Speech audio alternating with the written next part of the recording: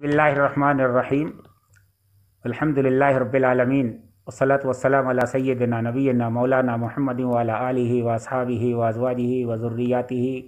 واہل بیت اجمعین۔ تمام ہی دیکھنے والے اور سننے والے اس بات کو اچھی طرح جانتے ہیں کہ اس وقت پورے عالم کے اندر، پورے ملک کے اندر، صوبے اور ہمارے شہر کے اندر یہ مصیبت آئی ہوئی ہے، جس کی وجہ سے لاک ڈاؤن کا سلسلہ چل رہا ہے، اور انہی حالات کے اندر عید الفطر آ رہی ہے۔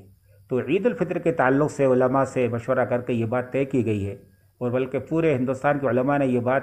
طے کی ہے کہ تمام ایمان والے عید کی نماز بھی اپنے اپنے گھروں کے اندر اور گورنمنٹ کی گائیڈ لائن کے مطابق ادا کریں۔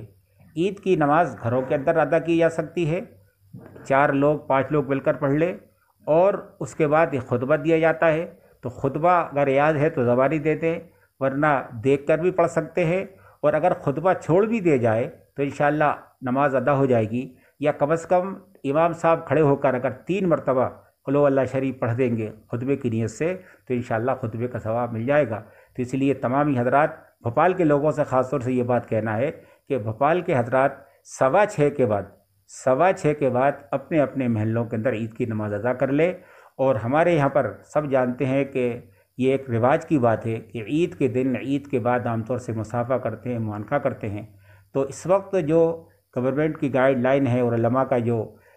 مشورہ ہے، وہ یہ بات تمام علماء نے متفقہ طور سے یہ بات کہی ہے کہ موجودہ حالات کے اندر مصافحے اور معانقے سے بھی اجتناب کیا جائے، اپنے گھر والوں کے ساتھ عید منائیں، خوشی منائیں، دوسروں کو مبارکباد دیں، اور سوشل ڈسٹینسنگ کا پورا خیال کریں، اور اللہ سے دعا کریں کہ اللہ تعالیٰ اس مصیبت سے پورے عالم کو، ہمارے دیش کو، ہمارے صوبے کو، ہمارے شہر کو اور پوری انسانیت کو اللہ تعالیٰ نجات عطا فرمائے۔ جماعت بنانے کے لیے کتنے لوگوں کا ہونا ضروری ہے؟ کم سے کم 4 لوگ، 3 لوگ ہو جائے، چوتھا امام لوگ ہو۔ اگر 4 لوگ بھی ہیں تو 4 لوگ انشاءاللہ گھر میں عید کی نماز پڑھ سکتے ہیں۔